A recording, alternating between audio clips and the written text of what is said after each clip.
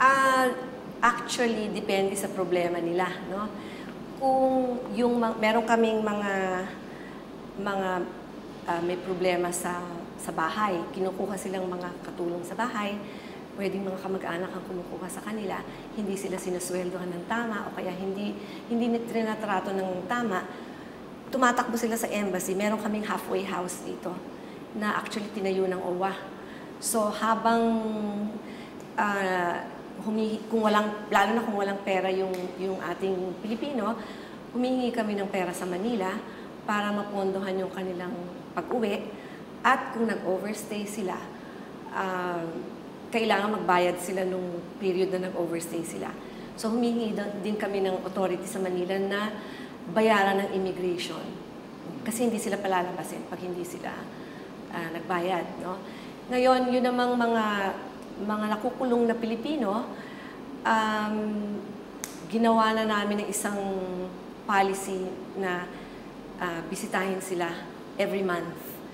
Nagro-rotate ang aking mga staff para lang, may contact sila from the outside. Kasi nalulungkot itong mga to. So, tinatanong namin, ano bang mga pangangailangan ninyo?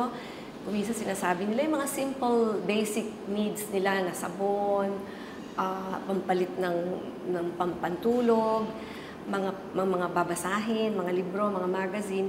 So, binibigyan namin sila ng tulong in this way, no? At sinabi na rin namin sa Filipino community na yung mga maaaring bumisita para lang makipagkwentuhan, malaman kung anong nangyayari sa kanila. So, that's the other thing. Yung iba naman, meron din kaming mga problema sa, kunwari yung mga drug mules, no? Mahigpit ang Thailand once na mahuli sila na may dalang droge, no? Yung bawal na droge. Sa airport pa lang, alam na nila kung sinong hahanapin nila. So, pag nahanapan ka ng droge, depende sa ganong karami, yung sentensya mo is commensurate to the weight of the drugs. So, ikukulong ka na, no? Ang gusto namin gawing ngayon ay pagkahuli, kami ay inform automatically unless ayaw nung naaresto, no? Kinausap na namin ang mga authorities sa immigration, sa police, na kung pwede gawing automatic at i-remind yung mga Pilipino they have the right to inform their embassy. At saka sinabi na rin namin sa Manila na siguro kailangang meron tayong mga roster of translators sa korte kasi hindi nakakaintindi ng Thai itong marami nating mga kababayan, no? Lalo na kung nagtuturista lang sila. So, kailangan na intindihan nila kung ano yung charges against them. Kasi once na pinapirma ka at wala kang abogado o hindi mo naintindihan kung ano sinabi ng abogado mo o yung nasa papeles, tapos na more or less tapos na yung kaso mo. Yung OWA representative. Ang alam namin, may parang reorganization within POEA yata or OWA, no? So, kailangan kasi yata, meron kang labor attaché dito bago ka magkaroon ng OWA officer. Yun ang aming naririnig. Ngunit sa dami ng, yung sa serbisyo na nagawa ng OWA officer dito nung nandito siya, no?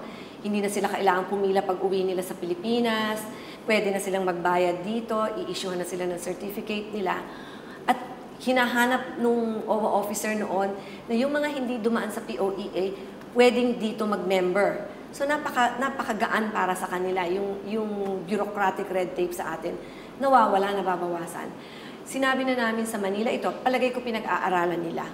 And we hope na ibalik na dahil ang laking tulong para sa ating mga mamamayan dito. So, para klaro, hindi kayo nagpatigil dito? Ano? Hindi kayo nagpatigil? Hindi. Kasi hindi naman DFA employee yun eh. In fact, nung nag-create ng office dito ng OWA, recommendation ng ambassador, recommendation ng embassy. Pero, nasa sa kanila kung sa palagay nila kailangan ituloy o hindi dahil empleyado nila yung OWA officer. Ma'am, bibisita ang Pangulong Aquino dito sa Thailand. Ano yung in-expect natin para in terms of trade na mapalakas yung bilateral relation natin between Bangkok and Manila? Actually, marami tayong, first of all, gusto kong sabihin na ang ating bilateral relations with Thailand ay mahusay. Wala tayong problema, wala tayong political problem sa kanila. Merong mga small, mga trade problems, pero yan ay pinag-uusapan na, no? Aside from trade, marami tayong opportunities for cooperation sa agriculture, sa energy, at saka sa investments, no? Alam natin ang presidente,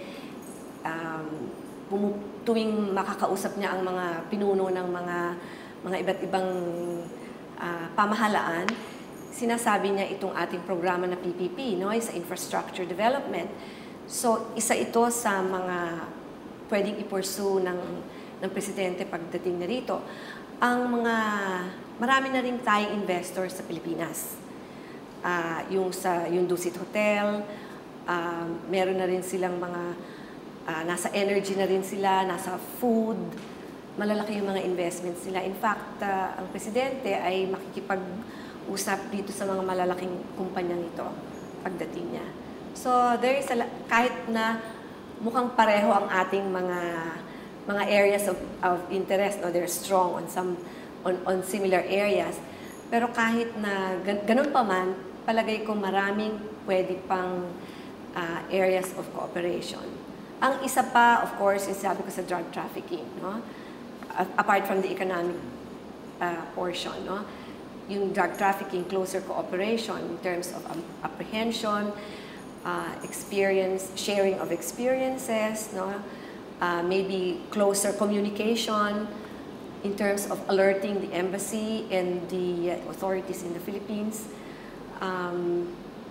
These are several of the areas that are of possible cooperation, further cooperation between our countries.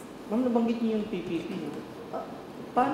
How active yung embassy para i-promote itong programa ng Pangulo dito sa mga businessmen sa Thailand?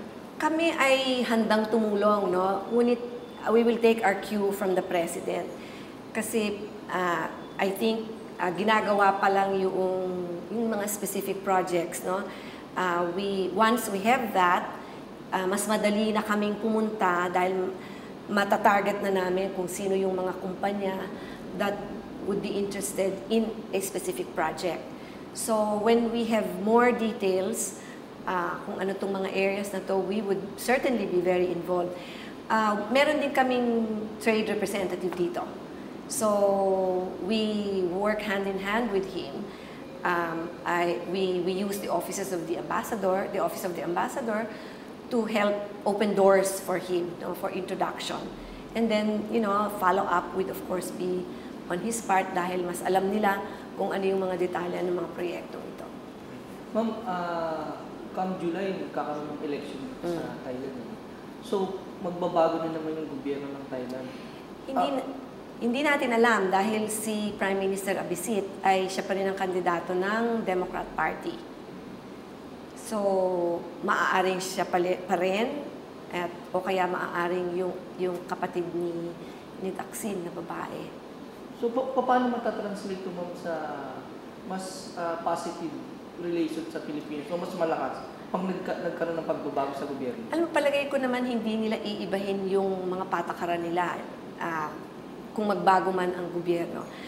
Dahil sa ang Thailand, meron na silang programa. So, kahit palitan yan, in terms of yung relations nila sa Pilipinas, palagay ko walang masyadong pagbabago. Siguro yung domestic, yung mga domestic concerns nila, domestic issues, maaaring doon magkaroon ng mga ibang approaches, pero sa palagay ko, matutuloy pa rin yung sinimula ng gobyerno ngayon. At saka nung previous government din. Siguro may mga emphasis, pwedeng maibang emphasis, pero that depends on the global situation. Kung ano ba ang mas makakabuti sa Thailand, they will of course adjust. But I think in terms of the areas, we do not expect a drastic change in their priorities. Nung after the visit, ano yung inaasahan natin na magiging result nito?